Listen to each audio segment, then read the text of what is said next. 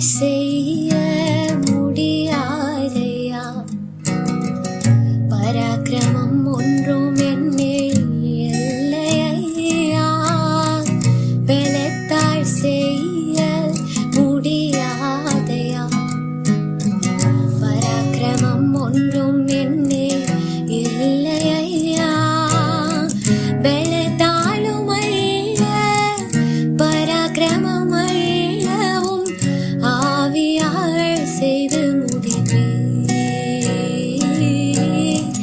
பலத்தாலும் அல்ல பராக்கிரமம் அல்லவும் ஆவியால் செய்து முடிப்பேன்.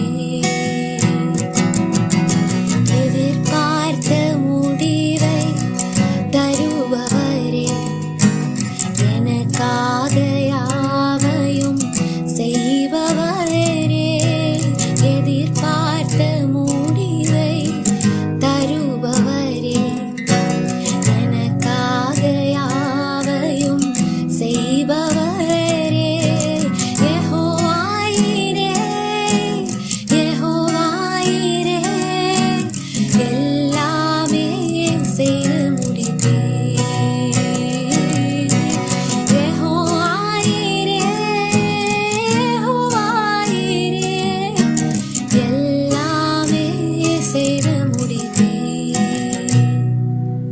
Praise the Lord. கர்த்தரும் இரட்சகருமாகிய இயேசு கிறிஸ்துவின் நாமத்தில் உங்கள் யாவருக்கும் என் அன்பின் வாழ்த்துக்கள். பிரியமானவர்களே, இந்த வருடத்தின் துவக்கத்திலிருந்து ஆவியானவர் நம்மத்தில் நிலை கொண்டிருந்தால் என்னென்ன அதிசயங்களை அவர் செய்வார் என்று வேதத்திலிருந்து சில சத்தியங்களை தியானித்துக் கொண்டிருக்கிறோம். ஆம், இஸ்ரவேல் ஜனங்கள் எகிப்தில் அடிமையாக இருந்தபோது அவர்களை விடுவிக்க தேவன் அவர்கள் ஜெபத்தை கேட்டு கண்ணீரை கண்டு உபத்திரவத்தை பார்த்து அவர்கள் மத்தியிலே தூய ஆவியானவராய் வந்து நிலை கொண்டிருந்தார். தேவ மனிதனாகி மோசையை அழைத்து அவரை கொண்டு ஆவியானவர் ஜனங்களை விடுதலை பண்ணினார். ஆவியானவர் அவர்களுக்காக வழிகளை திறந்து கடலிலே வழியை உண்டாக்கினார். சத்துருவின் வல்லமைகளை மடங்கடித்தார். கண்மலையிலிருந்து தண்ணீரை வரப்பண்ணினார். கசப்பை மாற்றினார். எதிர்ப்பை மாற்றினார்.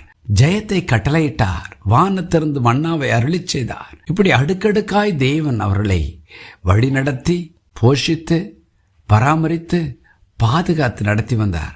பாருங்கள், அவர்களுக்கு தன்னை வெளிப்படுத்த முகமுகமாய் மோசையோடு அவர் பேசினார். அவர் மகிமையாய் சீனாய் மலையில இறங்கி வந்ததை முழு இஸ்ரவேல் ஜனங்களும் அந்த மகத்துவத்தை கண்ணார கண்டார்கள். அவர்களால் நெருங்க முடியாவிட்டாலும் மலையில் தேவன் எழுந்தருளி மோசையோடு பேசினதை கண்டு அதிர்ந்து போனார்களாம். ஆம், தேவன் நிலை கொண்டிருந்தால் அவரோடு கூட நமக்கு நிச்சயமாய் ஒரு சந்திப்பை கட்டளையிடுவார். இந்த வார்த்தைகளை கேட்டுக்கொண்டிருக்கிற தேவஜனமே, என் வீட்டுக்குள் தேவனுடைய ஆவியானவர் நிலை கொண்டு இருக்க வேண்டும். என் வேலை ஸ்தலத்தில், என்னுடைய ஊழியத்தில், என் சபையில் என்று நாம் ஜெபம் பண்ணுவோம். அவரை தரிசிக்கவும் அவருடைய சத்தத்தை கேட்கவும் நமக்கும் பாக்கியத்தை தந்தருளுவார்.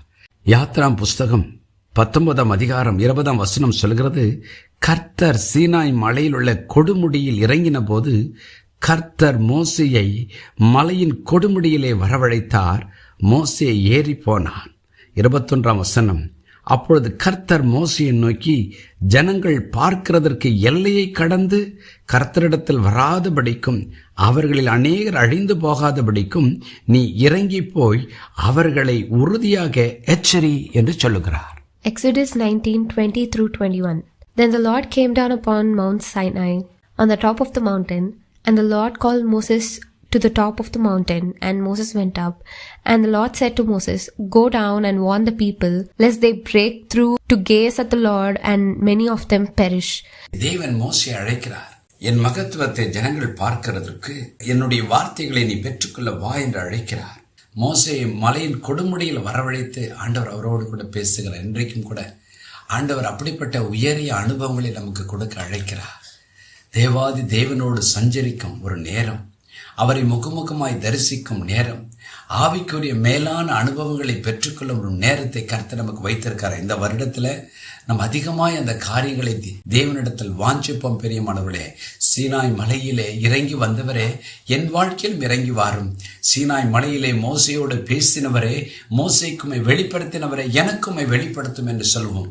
ஜனங்கள் துணிகரமாய் தேவனிடே வர முயற்சித்த போது தேவ கோபம் வந்துவிடாதபடி தேவன் மோசையை பார்த்து அவர்களை எச்சரி என்று சொல்லுகிறார். இன்றைக்கு கூட நமக்கும் தேவன் அந்த எச்சரிப்பின் சத்தத்தை கேட்கிறார்.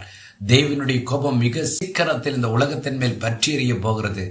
அந்த கோபத்துக்கு ஜனங்கள் சிக்கிக் கொள்ளாதபடிக்கு நாம் அவர்களுக்கு சத்தியத்தை சொல்லி எச்சரிக்க வேண்டிய ஒரு ஊழியத்தை கர்த்தர் வைத்திருக்கிறார். அநேக பரிசுத்தவான்களை எச்சரிப்பின் ஊழியத்தில் கர்த்தர் எடுத்து பயன்படுத்துகிறார். இன்றைக்கும் கூட ஆண்டவரோடு கூட நாம் சஞ்சரிக்கும் போது, ஆண்டவர் நிலை கொண்டிருக்கும் போது நாம் அநேகரை பாதுகாக்க, தேவ கோபத்திலிருந்து பாதுகாக்க இந்த எச்சரிப்பின் சத்தியத்தை சொல்கிறவர்களாய் கர்த்தர் நம்மை மாற்றுவாராக. இன்றைக்கும் ஆண்டவரை பார்த்து சொல்வோம், ஆண்டவரே உம்முடைய பிரசன்னம் நிறைந்த அந்த கொடுமுடியில் நான் ஏறி வரும் பாக்கியத்தை தாரும். அன்று சீடர்களுக்கு ஆண்டவர் மறுரூப மலைக்கு அழைத்து சென்ற தமது மகிமையை விளங்க பண்ணினார். யோவான் என்ற ஒரு தேவ மனிதனை பத்ம தீவிலை கொண்டு போய் மகிமையான அனுபவங்களை கொடுத்தார். ஆண்டவரே எனக்கும் அப்படிப்பட்ட மகிமையான அனுபவங்களை தாரும்.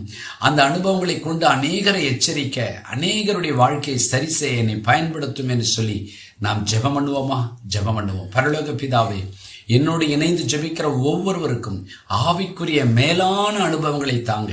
மோசையை மலையின் கொடுமுடியில் வரவழைத்து மோசையுடன் நீர் பேசினீர். மோசைக்கு சத்தியத்தை அழகாய் விளங்க பண்ணினீர். 10 கட்டளைகளை அவர் பெற்றுக்கொண்டாரே.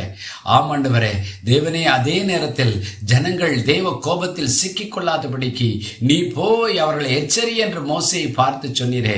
எங்கள் வாழ்க்கையிலும் கூட அநேகரை பாதுகாக்கிறவர்களாய், தேவ கோபத்திலிருந்து தப்புவிக்க பண்ணுகிறவர்களாய் எங்களையும் எடுத்து பயன்படுத்தும். இயேசுவின் நாமத்தில் பிதாவே, ஆமென்.